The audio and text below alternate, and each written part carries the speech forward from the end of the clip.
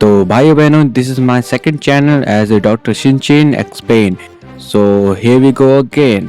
तो भाइयों, आज हमारे वन पीस चैप्टर लेटेस्ट आ चुका है। 1150 के कुछ स्पॉयलर्स आए हैं और भाई बहुत ही इंटेंस मामला चल रहा है हमारे एल्वाफ में और काफ़ी अलग ही लेवल की बैटलफील्ड चल चुकी है। ईमू का असली खौफ फाइनली सामने आ चुका है हमारे सामने और जायंट वॉरियर के लिए तो सब कुछ ही बदलने वाला है। तो भाई बिना देरी करे, अगर आप चैनल पे नए आए तो प्लीज़ चैनल को करना लाइक शेयर और सब्सक्राइब, और हाँ, बेल आइकन तो प्रेस कर देना, साथ में नोटिफिकेशन बेल भी प्रेस कर देना। तो बिना देरी करे चलिए स्पॉइलर को ब्रेक डाउन करते हैं। सो फाइनली हमारी यामातो यासुई स्वॉर्ड्स को लेके एनमा शान के वहाँ हाकुमा पहुंच चुकी है और वहाँ पर उसने रिटर्न कर दिया है यासुई की स्वॉर्ड्स को। तो ये बहुत ही अच्छी बात है और काफ़ी इमोशनल बात है हमारे यासुई को ऐसे ट्रिब्यूट देते हुए। उस बंदे ने क्या कुछ नहीं करा हमारी वानों के लिए। और हम वापस आते हैं हमारे बैटलफील्ड एल्वाफ में, जहाँ पर आसमान भाई पूरी तरह से घूम चुका है हमारी ईमू की वजह से।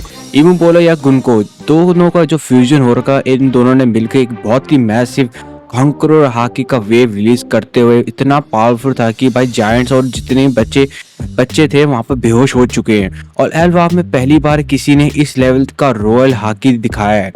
मेरे ख्याल से हमारे जॉय बॉय के पास शायद सेकेंड स्ट्रॉन्गेस्ट हाकी हमारे ईमू की ही है।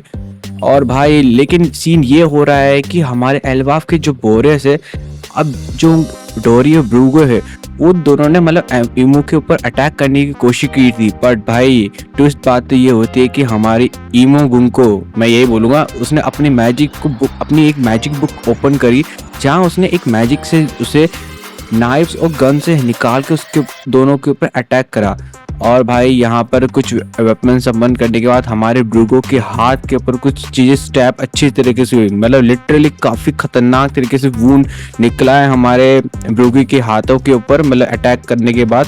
और एक तरीके से लिटरली मेरे ख्याल से मे भी उसका हाथ कट गया या फिर टूट गया होगा भाई। और उसने एक तरीके से सारे वेपन एक तरीके से समनिंग करे थे, जो सारे के सारे अटैक उसने सीधे ब्रूगो के हाथ में ही मार दिया भाई। तो चांसेस है जो मैंने बताया, हाथ या तो जा चुका है या टूट चुका है भाई। और एक और बात, हमारा ईमो डिक्लेयर करते हुए कहता है कि एल्बाफ में अभी कोई भी राजा नहीं है, और वो कहता है कि डोरियो ब्रूगो को न्यू किंग बनाएगा। बट यहाँ पे एक बहुत बड़ा ट्विस्ट क्या आता है कि उसके बाद वो एक डार्क मैजिक टेक्निक से एक्टिवेट करता है, जिस एक्टिवेट के नाम से होता है एक डेविल कॉन्ट्रैक्ट। और इस कॉन्ट्रैक्ट के जरिए डोरियो ब्रूगो दोनों को एक डील मिलती है, अनलिमिटेड पावर, जायंट स्ट्रेंथ और इवन इमोर्टैलिटी। लेकिन उसके बदले उनकी लाइफ स्पैन का एक हिस्सा चला जाएगा।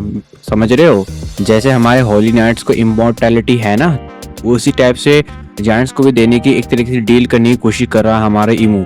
बट अगले ही पैनल में दिखाया जाता है कि डोरी और ब्रूगो को अब नॉर्मल जायंट्स नहीं रहे भाई, वो दोनों अब डेमोनिक फॉर्म का मतलब एक तरीके से ट्रांसफॉर्म हो चुके हैं और उनका साइज अब और जितना बड़ा हो गया। और स्कोर तो आप जानते हो गए, हमारे थ्रिलर पार्क के अंदर जो आर्क में जो दिखाया गया था ओर्स, उतने जितना मतलब वो बड़े हो चुके हैं जायंट्स हमारे।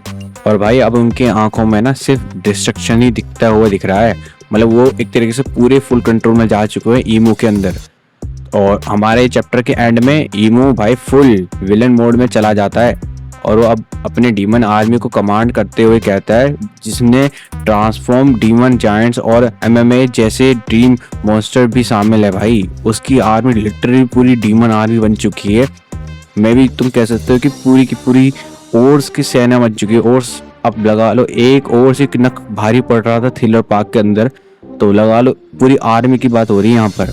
और भाई उनका पहला टारगेट है इस आर्मी को बनाने के बाद एल्बाफ का जो एल्डर नहीं था जारूल, उसको मार गिराना।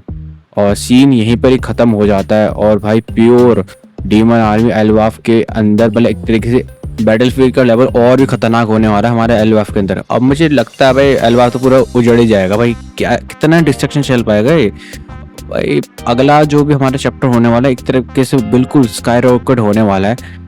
और मैं ये सोच रहा हूँ अब यार लोकी वगैरह लूफी वगैरह आएंगे इस पैनल के अंदर नेक्स्ट चैप्टर के अंदर, भाई बहुत ही घमासान लड़ाई होने वाली है भाई। अब ऐसा लग रहा है कि अगर लोकी फील्ड में आया तो भाई जायंट वर्सेस जायंट एक और बार होना शुरू हो जाएगा। मे भी कुछ न्यू हाकीज रिलीजेस दिखे पड़े। और भाई अभी तो रॉबिन, लूफी, गबान, भाई और भी बहुत बड़ी बड़ी बैटलफील्ड इन अंदर बहुत लोग ज्वाइन करने वाले हैं, तो बने रहना भाई। और अगर आपको आज की वीडियो पसंद आए तो प्लीज़ चैनल को करना शेयर, सब्सक्राइब, लाइक, और लाइक करने के बाद बेल आइकन प्रेस तो कर देना, साथ में नोटिफिकेशन बेल भी प्रेस कर देना सब्सक्राइब करने के बाद।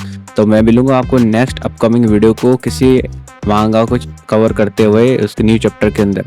तो भाइयों तब तक के लिए बाय बाय।